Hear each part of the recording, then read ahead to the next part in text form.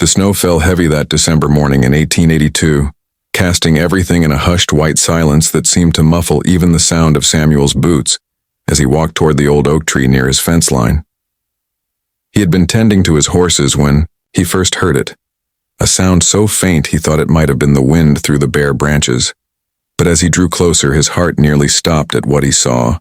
A young woman was tied to the trunk, her clothes torn and stained her bare feet, nearly blue from the cold. She couldn't have been more than 22 or 23, with dark hair that had come loose from whatever arrangement it had been in her eyes, held a mixture of fear and something else, a deep weariness that spoke of trials no person should endure. Samuel stopped a few feet away, his hands raised to show he meant no harm, his weathered face gentle with years of caring for injured animals, and understanding that sometimes the most frightened creatures needed the most patience, ma'am, he said softly, his voice carrying the warmth of a man who had raised 3 daughters of his own. I'm going to help you. She looked at him with eyes that had seen too much. I'm ruined. She whispered, her voice barely audible. Above the falling snow, they said I'm ruined and no decent person would ever. Hush now, Samuel said, moving slowly toward her. Nobody's ruined. You're alive, and that's what matters. As he began working at the ropes with careful fingers, he noticed how she flinched at first. Contact. Then gradually, as his movements remained gentle and purposeful, she began to relax just slightly. The knots were tight and cruel, designed by someone who took pleasure in causing pain. But Samuel had worked with ropes all his life, and his patience was as steady as winter itself. When the last rope fell away, the young woman nearly collapsed. Samuel caught her, gently supporting her weight as her legs struggled to hold her. He noticed then how young she truly was, barely more than a girl really, with a face that should have been bright with laughter instead of marked by suffering. What's your name, child? He asked as he removed his heavy coat and wrapped it around her shoulders. Martha, she said through chattering teeth. Martha Coleman. I was traveling to meet my intended in Silver Creek when the stage was. She couldn't finish the sentence. Samuel nodded, understanding. Well, Martha Coleman, you're safe now. My name is Samuel Crawford, and my ranch is just through those trees, my wife. Ellen will have warm soup on the stove and clean clothes that might fit you. Martha looked up at him with wonder, as if kindness was something she had forgotten existed. But you don't understand what they did to me. I can't be around decent people anymore.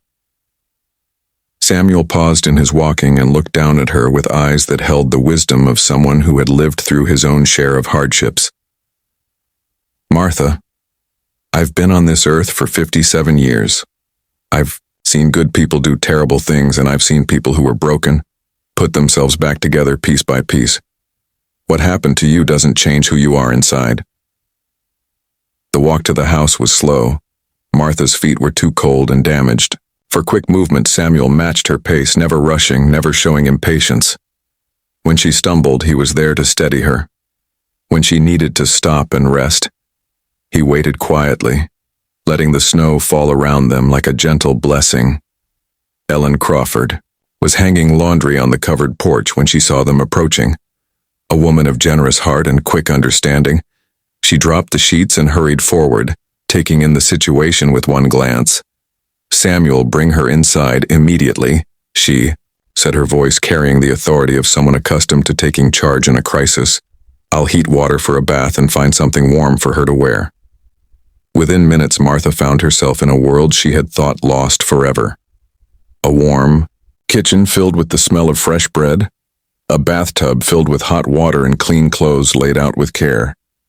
Ellen moved around her with efficient kindness, asking no questions but anticipating every need.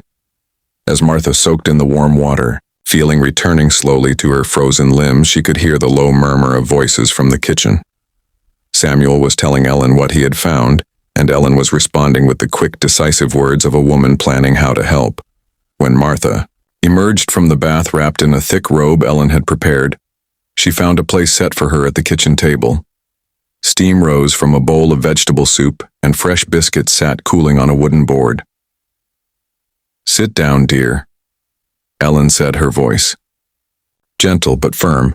You need food and warmth, and then we'll talk about what comes next. Martha sat but couldn't bring herself to lift the spoon. Mrs. Crawford, she began. Your husband, He doesn't understand I'm not the kind of person who should be sitting at your table. You're a human being. Ellen interrupted with quiet strength. You're someone's daughter, someone who deserves kindness and care. That's all I need to know. Samuel entered the kitchen, then having tended to his horses and secured the ranch for the evening. He sat down across from Martha and began eating his own soup, making no effort to stare or make her feel examined. The nearest town is 40 miles, he said, conversationally, and with this snow we won't be traveling anywhere for at least a few days. You're welcome to stay here as long as you need. Martha felt tears beginning to flow and couldn't stop them. You don't understand what they did to me. People. We'll talk. They'll say terrible things about you for helping me. Ellen reached across the table and covered Martha's hand with her own. Child, I've been married to this man for 32 years. I've seen him bring home injured animals, lost travelers, and people that others had given up on. Not once has he been wrong about who deserved help and who didn't. Over the following days, as the snow continued to fall and the world outside remained hushed and white, Martha began to heal in ways she hadn't expected. The physical wounds were tended with salves and bandages, but the deeper hurts required different medicine. Ellen gave her simple tasks, helping with cooking, mending clothes, caring for the chickens. These activities gave Martha's hands something to do, and her mind something to focus on besides the memories that haunted her. Samuel treated her with the same respectful kindness he showed everyone, never making her feel like a burden or an object of pity. One evening, as they sat by the fire, Ellen working on her sewing and Samuel reading from a book of poetry, Martha finally found the courage to tell them her whole story. She spoke of the stage robbery, of the 3 days she had been held captive, of the terrible things that had been done to her and said to her. When she finished, Samuel set down his book and looked at her with eyes full of compassion. Martha, he said, evil exists in this world. That's a hard truth, but so does goodness, and goodness is stronger. But how can I ever? Martha began. How can you ever what? Ellen asked gently. Live a normal life? Find happiness? Believe in people again? She set down her sewing. Child, you've already begun doing all of those things. You're here, you're safe, you're healing. That's not something ruined people do. That's something brave people do. The next morning brought sunshine and the beginning of the thaw. Martha stood at the kitchen window watching the snow melt and feeling something she hadn't expected. Hope. I should start thinking about what comes next, she said to Ellen, who was kneading bread at the counter. Ellen paused in her work. What do you want to come next? Martha considered the question. It had been so long since anyone had asked her what she wanted. I was supposed to marry Thomas Whitmore in Silver Creek, but I can't. Not now. He's a good man and he deserves someone who isn't. Isn't what? Ellen asked. Isn't human? Isn't deserving of love and happiness? Martha, you keep talking about yourself as if you're damaged goods, but that's not how Samuel and I see you. That afternoon, Samuel found Martha sitting on the porch steps watching his horses graze in the pasture. They're beautiful, she said. That mare there, Samuel said, pointing to a chestnut with white markings. She came to me 3 years ago, half-starved, and so frightened she wouldn't let anyone near her. Someone had beaten her badly and she'd lost all trust in humans. Martha watched the mare, who was now grazing peacefully. What did you do? Same thing I did with you, Samuel said with a smile. I was patient, I was kind, I let her decide when she was ready to trust again. And now look at her. Martha understood the lesson he was offering. But horses don't have to live in society. They don't have to face judgment and gossip. That's true, Samuel agreed. But they do have to decide whether they're going to let what happened to them define the rest of their lives. And that's the same choice you have. A week later, a rider arrived from Silver Creek. Thomas Whitmore had received word through the network of travelers and merchants that Martha had been found. He had ridden through dangerous territory to see for himself that she was safe. Martha watched from the window as Samuel spoke with Thomas outside.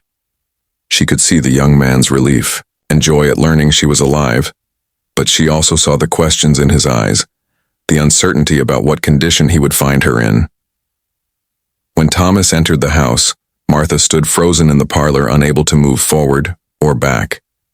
He was exactly as she remembered, tall and kind-faced with gentle eyes and work-hardened hands, but she felt like a different person than the one who had agreed to marry him months before. "Martha," he said softly, "I've been so worried when the stage didn't arrive. And then we heard about the robbery." He stopped, seeing something in her face. "Are you all right?" Martha looked down at her hands. "Thomas, I can't, Em.